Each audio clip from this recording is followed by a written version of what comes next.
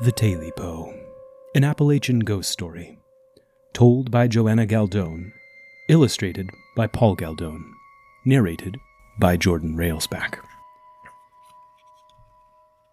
A long time ago, an old man lived by himself in the deep, big woods. His cabin had only one room, and that room was his parlor, his bedroom, his dining room, and his kitchen, too. The old man had 3 dogs. One was called You-Know, one was called I-Know, and one was called Kumtiko Calico. One day, the man decided to go hunting to catch something for his supper. "Here, here, here!" he shouted to his dogs, and they came bounding off the porch, eager for a chase. After many hours of hunting, the wind began to blow hard from the valley. "It'll be dark soon," said the old man, "and all we've caught is this skinny rabbit." He headed home, afraid he might go to bed hungry that night. The old man cooked and ate the rabbit and gave the bones to the dogs. Then he leaned back in his chair and watched the moon as it rose up, big and full.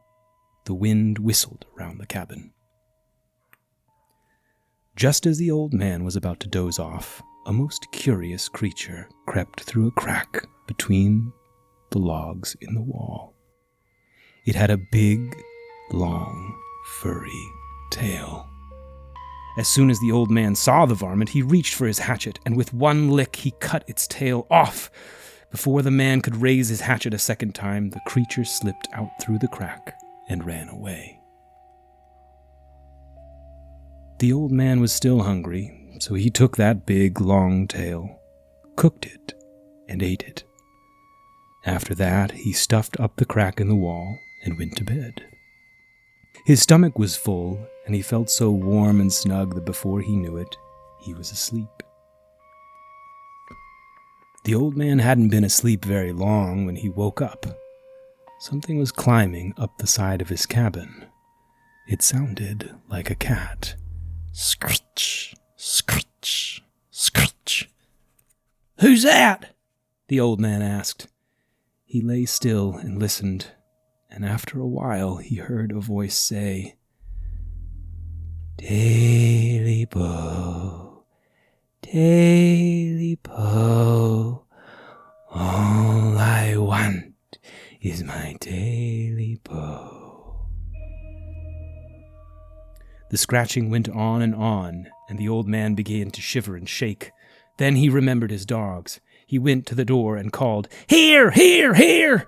The dogs came piling out from under the porch, and with their noses to the ground, they chased that thing into the deep, big woods.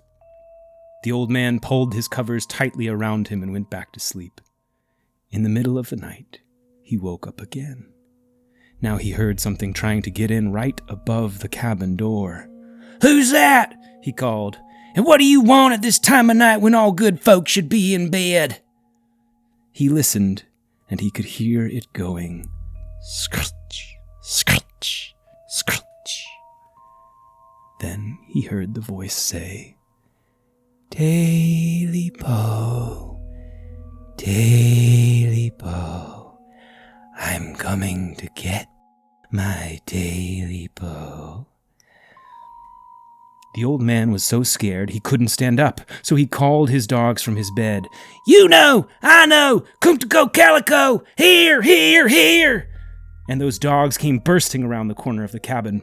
They caught up with that wild thing at the gate, and they tore the whole fence down trying to get at it. Then they chased it into the swamp. At last, all was quiet again. With a weary sigh, the man went back to sleep. Toward morning, something down in the swamp woke the old man. First, he thought it was the wind blowing louder than usual, but when he listened again, he heard that voice crying, "You know, and I know, all I want is my Tailypo." The old man called his dogs. "Here, here, here! You-Know, I-Know, Kumtiko Calico!" This time, the dogs didn't come. The old man ran outside into the moonlight and called again, "Here, dogs! Here, here, here!" But there was no trace of them. There was just the sound of the wind blowing around the torn-down fence.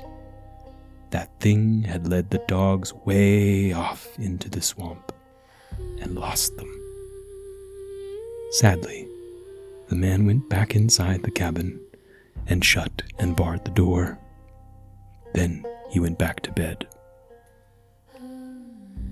Just before daylight, the old man opened his eyes, the way people do when they feel there's someone else in the room. Something was stirring among the pots and pans. Then something that sounded just like a cat began climbing up the covers at the foot of the bed. The man listened and heard it.